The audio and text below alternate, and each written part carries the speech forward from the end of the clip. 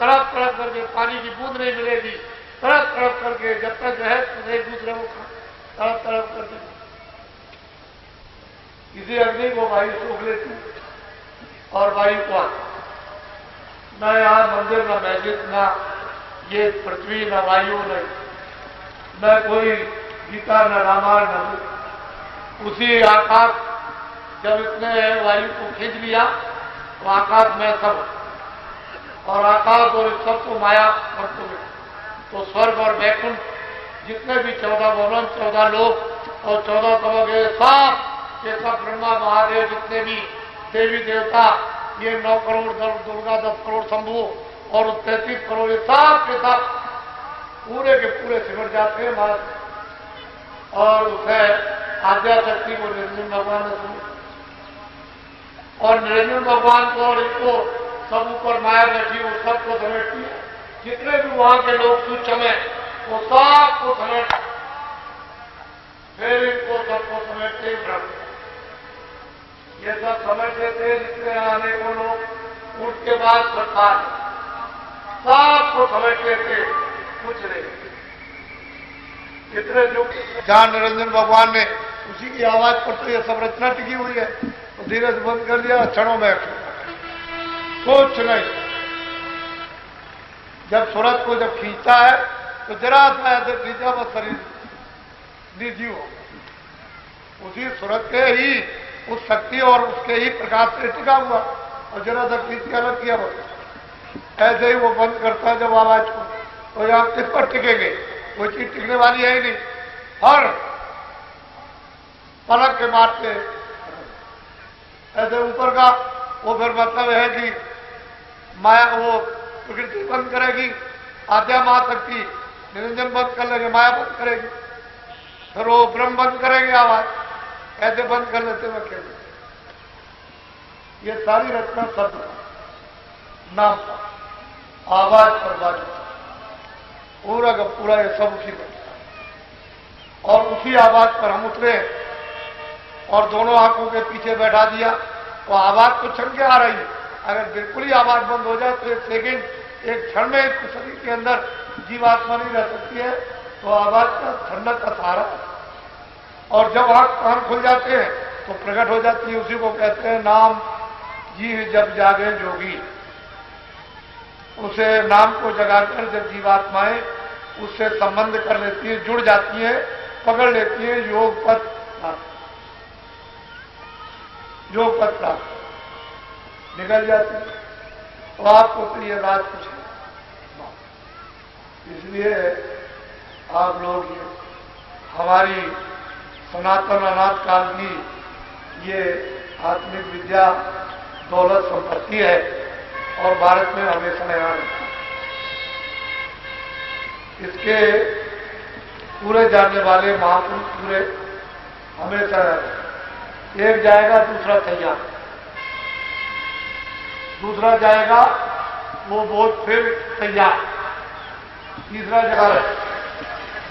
इसीलिए बराबर ये कहा गया है कि महापुरुषों की खोज करो, आगे आने वाली पीढ़ी को भी खोजना, उसके आगे पीढ़ी आएगी उसको भी खोजना, उसके आगे पीढ़ी आएगी उसको भी खोजना। इससे ये पता चलता है कि वो यहाँ आने इस मनुष्य तन में, लेकिन उनको कोई जान नहीं पाता, पहचान नहीं पाता, समझ नहीं पाता, परख नहीं पाता। और वो किसी के ऊपर दया कर दे तो दया तो हो रही है कि चलो जल्दी से अपने घर, ये परदेश है, यहाँ घर नहीं, स्वर्ग भी अपना घर नहीं है। ब्रह्मांड ने, मीराबाई ने, रैदास जी ने, कबीरदास ने, तमाम महात्मा आए, तुकाराम आए, करणदास जी आए, तमाम महात्माओं ने कलयुग में इन जीवात्माओं को मनुष्य रूपी इस मंदिर से जगा करके और पहुंचाया वहां, और आते और जाते रहे। जब पूरा समय उनका यहाँ का समाप्त हुआ और कितने पहुंचे। इसी तरह से जीवात्मा, तो ये छोटा मोटा जिम्मेदारी का काम नहीं, ये सबसे बड़ी लोग में जिम्मेदारी, बड़ा सुलभ है, बड़ा सीधा। तो साथ साथ ये भी विद्या लो और ये भी काम अपने से। मैंने तो कभी ये कहा नहीं है कि आप खेती छोड़ो, दुकान छोड़ो, दफ्तर छोड़ो और कपड़े छोड़ दो, खाना छोड़ दो, बच्चे छोड़ दो। मैंने तो आपको हमेशा ये बताया कि ये सब काम करके और बाल बच्चों की सेवा करने दो। रास्ता मैं सीधा बताता हूं, मदद कर दूंगा आपकी, तो जल्दी से सहारा मिल जाएगा। तो सीधा चलो आप अपनी जीवात्मा फिर सच्चे भगवान का बोलो। घर में गृहस्थी में अरे 23 घंटे और काम करो, 1 घंटे थोड़ा सा इसमें समय दे दो, 5 मिनट, 10 मिनट, 15 मिनट, तो दिन भर 5-5 मिनट जोड़ लेना, 1 घंटा कर दे, 23 घंटे अपने काम करो। तो ये सुना। लेकिन घर बार छोड़ के जो साधु बन गए, चाहे आप उज्जैन में जाओ, काशी में जाओ, अयोध्या, मथुरा जाओ, भगवान का भजन नहीं करना, से भी दूर चले गए भगवान। एक भूसा से भगवान नहीं मिलता, दाढ़ी बाल पढ़ने लिखने से मिलता नहीं।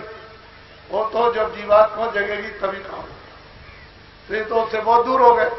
उन पर तो काम, क्रोध, लोभ, मोह, अहंकार, ये भूत सवार हो गए और वो चट्टी लिए हुए उनको हट नहीं सकते। उनके पास हटाने का कोई उपाय नहीं है।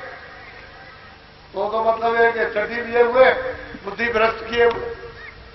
जब क्रोध आएगा तो बुद्धि भ्रष्ट होगा और झगड़ा हो जाता है तो धर्म नष्ट होता, धर्म नष्ट हो जाता, मानव धर्म चढ़ा जाता। और क्रोध आएगा तो बुद्धि नष्ट होगी। वह आप जब ये काम करोगे तो फिर ये तो हो ही जाएगा। तो महात्मा बन के आपने झगड़ा किया और क्रोध आपको आ गया तो बुद्धि नष्ट हो गई। आपकी समझ में अध्यात्म क्या है? और कितनों की जाने चली जाए, धर्म के नाम पर क्रोध आए, बुद्धि भ्रष्ट हो जाए, कितनों की जाने ले लो, तो दया कहां रह गई? इसलिए दया तो कल्याण का, ये तो आपको रखना ही पड़ेगा। और जब दया जीवों के प्रति नहीं होगी तो क्या होगा? सब जीवों को मुझको मान, इन जीवों में होकर के मुझको मान ले, मुझको देख ले कि ये मैं ही यहां पर हूं, मैं इनसे अलग हो गया हूं, मैंने इनको अधिकार दिया है, ये खेल है और तू इन पर दया, तो दया करोगे तो पहचान लेंगे।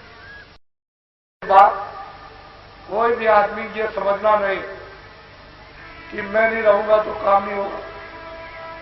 सब अपने आप को नए सोचो कि मैं बिल्कुल नया हूं, पुराने से पुराने जो 20 साल के, 30 साल के, अपने आप को नए।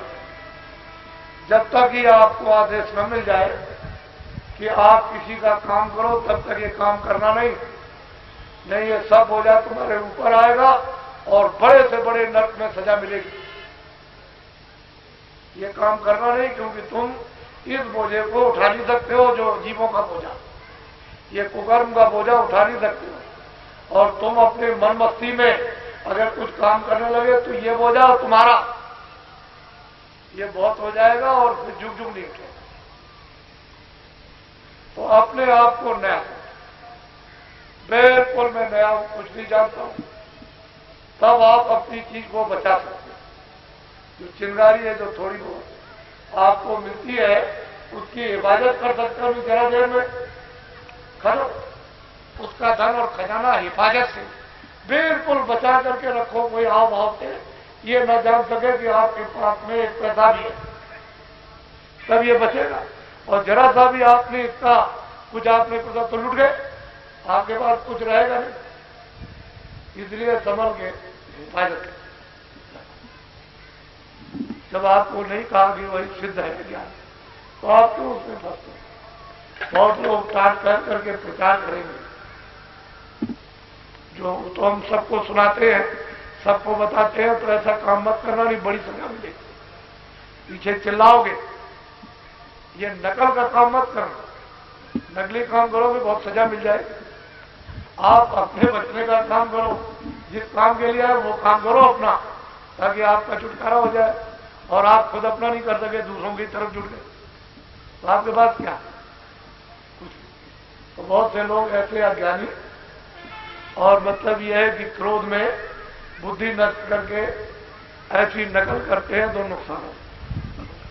ऐसा काम कभी मत, और ये कभी मत समझो कि मैं नहीं रहूंगा, मैं तो जहां कोई नहीं है, चलो मैं अभी चलता हूं देहात में और मैं तुमको जमघट अभी दिखाई देता हूं, वहां चल करके, और तुम लोग छुप के देखना और देखो कितना बड़ा जमघट सुनने को आता, जहां कोई भी प्रसंग नहीं रहे। तो ऐसा क्यों समझ